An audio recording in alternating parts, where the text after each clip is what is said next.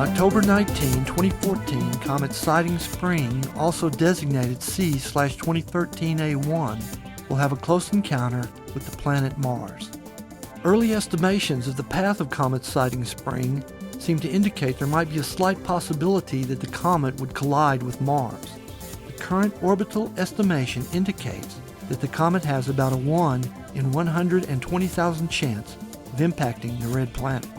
Comet Siding Spring is thought to have originated in the Oort cloud, a vast region of debris left over from the formation of our solar system. Before we get into a more in-depth look at Comet Siding Spring, let's take a moment to look at the structure of our solar system and the origin of comets. Our solar system began forming about 4.6 billion years ago as the result of the gravitational collapse of a fragment of a large molecular cloud, nebula. This collapse may have been stimulated by a shock wave generated by the supernova explosion of a nearby star. An example of a large nebula visible today would be the Orion Nebula in the constellation Orion. The Orion Nebula is one of the closest regions of star formation, lying about 1,500 light-years from Earth. The Orion Nebula is about 24 light-years in diameter. Our own Sun and solar system probably formed in a nebula similar to the Orion Nebula. As the gases and materials of our fragment of the nebula begin to collapse, they begin to rotate. This rotation accelerated as the gravitational forces pulled matter inward to the center of the spinning mass. As the collapse continued, condensing hydrogen gas at the core of the rotating mass began to heat up, forming a protostar.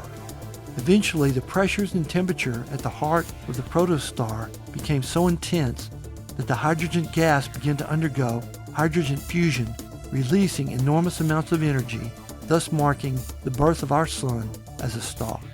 The remainder of materials in the protoplanetary disk began to form into the 8 major planets, as well as minor planets, moons, asteroids, and comets. Collisions between the bodies and materials of the early solar system were numerous. It is thought that the watery nature of our own planet Earth may be due to the bombardment of icy comets over the eons, which led to the formation of our oceans and eventually life itself. As the solar system matured, collisions became fewer, but they still occur, as demonstrated by the Chelyabinsk meteor of early 2013, sun-diving comets, or the collision of comet Shoemaker-Levy 9 with Jupiter in 1994. The gravitational influences of the Sun and larger planets such as Jupiter and Saturn eventually absorbed or flung some of the matter of the early solar system into regions far beyond the orbit of the planet Neptune. These outer regions of the solar system include the Kuiper Belt, the scattered disk, and the Oort cloud. If we look at this schematic of our solar system, we can see the theorized structures of the Kuiper Belt, the scattered disk, and the Oort cloud. The Oort cloud itself is a vast region surrounding the solar system that stretches as far as 50,000 or more astronomical units from the Sun, which is equivalent to about 0.8 light-years. Loosely bound portions of the Oort cloud may lie over a light-year out from the Sun. The Oort cloud is hypothesized to contain as many as several trillion bodies larger than 1 kilometer in diameter.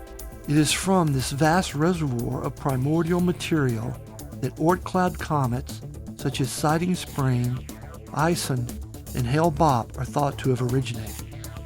The inward journey of these comets may have been stimulated by the gravitational disruption of a passing star or some other large body eons ago.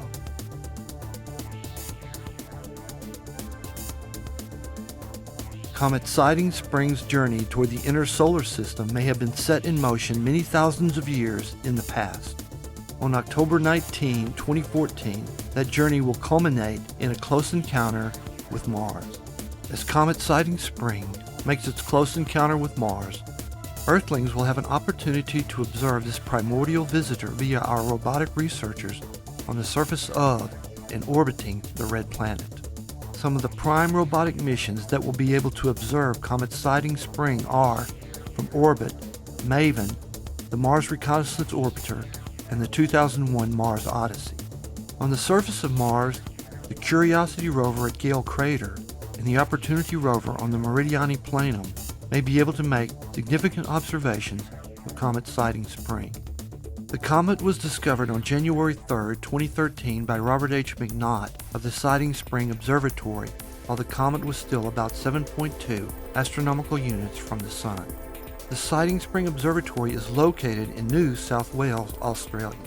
The size of the comet has been estimated across a range of 1 kilometer to 50 kilometers, or about a half a mile to 31 miles in diameter. As the comet comes closer, astronomers will be able to refine the comet's size with a greater degree of precision. Let's take a moment to look at the path of Comet Siding Spring relative to the orbit of Mars. In looking at the path of Comet Siding Spring, one important point of orientation is the inclination of the comet's path in relation to the ecliptic. The ecliptic is essentially the plane which contains the orbit of our own planet Earth around the Sun. This graphic gives us a visualization of the ecliptic or the ecliptic plane. The orbits of the 8 major planets lie very close to the ecliptic plane, with the planet Mercury showing the greatest inclination at about 7 degrees to the ecliptic. The minor planets Pluto and Orcus show significant inclination to the ecliptic at 17 degrees and 20.5 degrees respectively. Taking a closer look at the inclination of the orbit of Comet Siding Spring to the ecliptic plane, we can see that the comet has an inclination of 129 degrees. The comet will be traveling under the ecliptic plane for most of 2014. On October 19, 2014, the comet will cross north of the ecliptic plane as it passes just ahead of Mars as Mars is moving along in its orbit around the Sun. Comet Siding Spring is estimated to pass in front of Mars at a distance of roughly 79,000 miles or 127,000 kilometers. The comet will be traveling at a relative speed of 56 kilometers per second or 35 miles per second. Mars is moving along its orbit at approximately 54,000 miles per hour, while Comet Siding Spring is moving along its path at approximately 126,000 miles per hour. At the time of Comet Siding Spring's close approach to Mars, Earth will be approximately 151 million miles from Mars. As the visual magnitude of the comet is estimated to be around 10, it will be too faint to be observed by the naked human eye from Earth. Telescopic views and observations by robotic missions at Mars will be our best bets for viewing Comet Siding Spring's close encounter with Mars. In all likelihood, the close encounter between the comet and Mars will not amount to much, but it will be interesting to see what happens. Comet Siding Spring will be a big topic in astronomical news as we approach October of 2014. October 19th, 2014 will be a very interesting day as Comet Siding Spring and Mars have a close encounter of the astronomical kind.